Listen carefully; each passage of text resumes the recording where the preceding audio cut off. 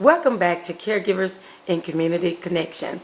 This morning in the studio, I have a dear friend as well as a church member who's a survivor of breast cancer that I'm sure we've all seen this month on the cover of Health Scope, Miss Suzette Carlisle. Welcome to the studio, Suzette. Welcome to the studio this morning, Suzette. Thank you. Suzette, you are such an amazing woman that I just can't even believe. I've been knowing you for 20-some years, even when your baby, your oldest was a baby, and I don't know how old she is now, but you and I have been attending the same church ever since I can remember. I've been there like 22 years, and you were there probably before me. I've been there about 20.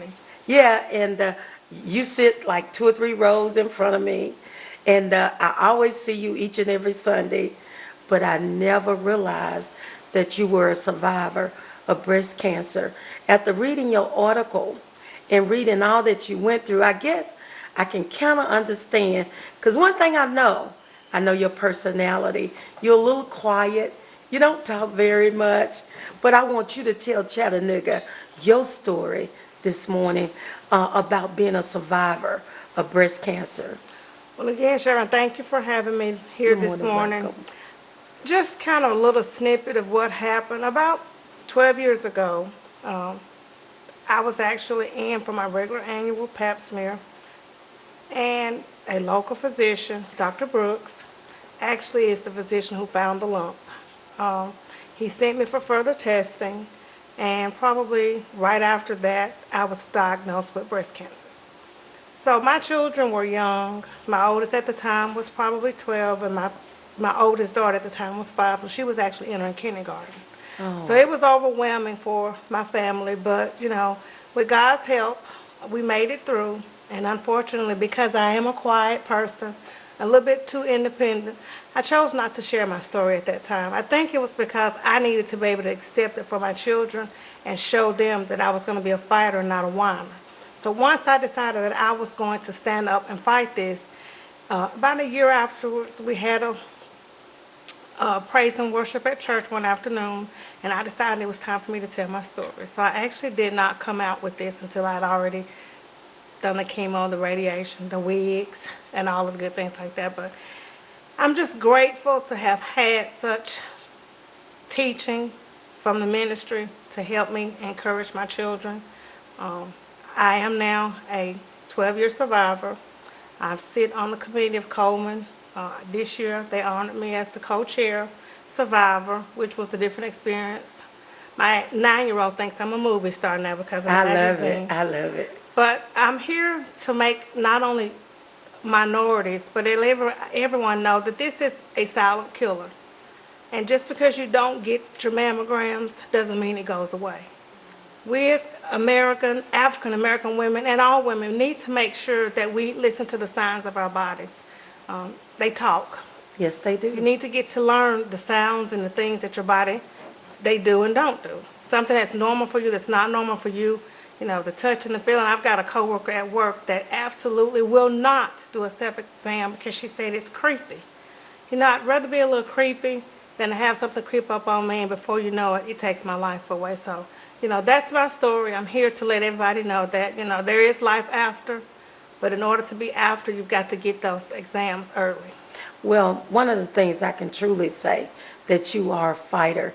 And reading your article, I noticed that it talked about how you felt like, because of being a single parent on into after the diagnosed breast cancer with yourself, you had a separation from your husband, and there you were with you and your 2 children. So you figured that you had to make a living for you and your children, so you didn't want to really tell people because you knew that they would be against you continuing to work. So you were able to work while going through 6 months of chemotherapy and 6 months of radiation. I did. I actually worked 2 jobs. I ended up having to take a second job when my husband left because I had mortgage and car notes that had to be done. They had to be paid. And I didn't want my children to suffer for whatever reason, because it wasn't their fault. So I worked 2 full-time jobs. Well, that's one of the things that I find to be difficult. Like I said before at the beginning of the show, I had been an assistant head nurse on the oncology unit, had a very dear friend who was diagnosed with breast cancer and went through the radiation and the chemotherapy with her. And I understood because I did a lot of chemotherapy on patients, and I know how hard it is on the nausea, the vomiting, and back then it was a lot of problems with that. And as well as the husband not understanding the disease and working with that woman, because just think, when you inject chemo into the body, it don't know the good cells from the bad cells, and everything is affected. So, we need to do some training, I think education with our men.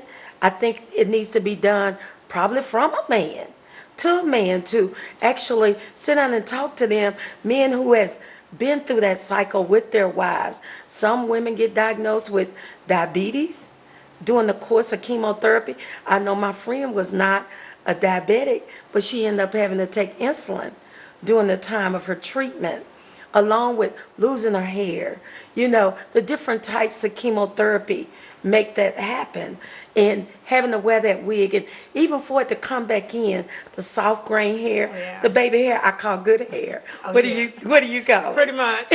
So, all those things that we have to work with our male partner on, and we're going to be a little grumpy because some of us don't understand the unknown of having breast cancer. So we might cut you off some, but we need the man to stand with us, because that's when we really need you. I think those vows said, to death do your part, right? I thought so. I know, but and I know everything is different for everybody. We can't go back and reverse, but we can help those that's going through it now. Those people who may be having the same problem. The man that might be watching our television program this morning and understand that maybe he need to go in there and sit down and just talk to his partner, his wife, and talk about what's really going on, Yeah, one of the things that I tried to express when I was going through and after the fact is that, unfortunately, Caucasian women and African American women, we have different support systems. And a lot of times the Caucasian women, they do get more support than we do, whether it's from our spouses or whether it's from family members. And unfortunately, it's because the lack of knowledge. I don't think really sometimes people really realize the effects that chemo has internally. Example, current position that I'm in, I had a young girl, she was probably about 20, and she came up and seen the article in the paper. She said, I just don't understand what this big deal is about cancer. Can't they just cure it, give you a pill, and you're all with it? So I looked at her, I said, sweetheart, I said, here's my problem, that you are a female and you have 2 breasts. And I said, for you to be that naive, it kind of makes me wonder that you really don't understand what cancer and chemo is about. Right. And I said, so I sort of sat her down and we had some one-on-ones, and I kind of explained to her is that everything is not cured with a pill. And I said, you can't look at me and decide it was nothing, because my story may not be the next person's story. That's correct. I prayed a lot. I took the same much chemo as everybody else, but through God's will, I took nothing for nausea. I didn't miss a day of work. I worked both jobs. But I had asked God to let me be a light for my children, because I was all they had. And I didn't want them to suffer again. It was about my kids. And I had already asked him, if you will let me get through this, I'll be the best at everything I can be. About 2010, I was actually in Mary Ellen's calendar, and they asked us to give a statement. And my statement was, she said, would you ever do this again if you had to? And my answer was yes. Because of what I've gone through, it has made me who I am. It has made me appreciate life and appreciate the people, whether it's one person or 2, who believe in me for whatever reason and support me. So my thing is that it's not a sentence for death. It just means let's fight. And I, like you and I, we talked Sunday at church about the support system and supporting each other. Even as females, a lot of times we can say hurtful things to each other without even realizing that we did it. And I applaud you for sitting down with that young lady and taking time and explaining to her, because you understood right off. It was because of not being educated, not even being aware, having awareness on the subject. I remember at one point in time, I ran into a young lady. Her name was Tammy Parker. Tammy was only 18 years old and was diagnosed with breast cancer.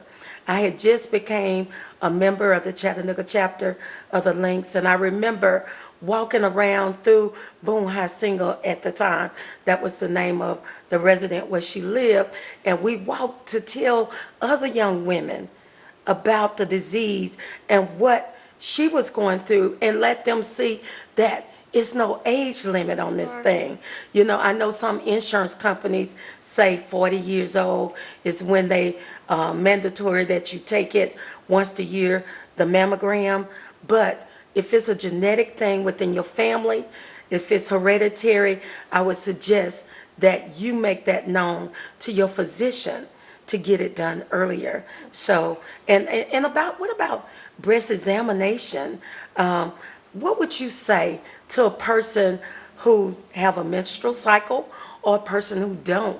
When would be a good time to do a breast examination? Well, I have an 18-year-old who, because of my history, I started with her probably 2 years after she got her cycle, teaching her that normally it is, I think it's after you have your cycle that they recommend, and you do it at the same time every month. It is kind of difficult. I didn't find my breast nodule. I wouldn't have found it because it was deep.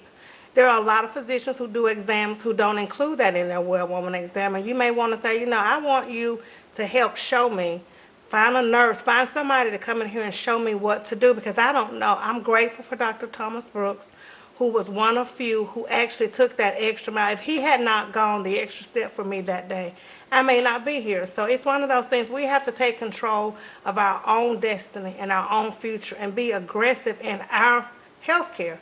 I mean, I can ask you to do something for me and you show me one time, then I can do it for myself. But if I don't know what to do, then whose fault is that? It's mine for not speaking up. But I also want to hold some of the practitioners. They are responsible for teaching this, because ignorance is not going to say, okay, you didn't know how to do that, and then we're going to forgive you. We just won't make you have cancer. It doesn't go away because you don't know. So I just feel like we have to take control and have some responsibility and be assertive, be aggressive if you have to. You know, I don't know what to do. Show me, because I want to live and I want to be here to have another birthday or to be here for my grandchildren. So we're going to have to be a little bit more and not be so passive in our health.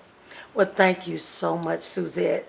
I really enjoyed you being here with me this morning, and thanks for educating the community this Saturday and Sunday morning right here on Caregivers Connection. And I thank you for Thank you for inviting what me. you're doing for the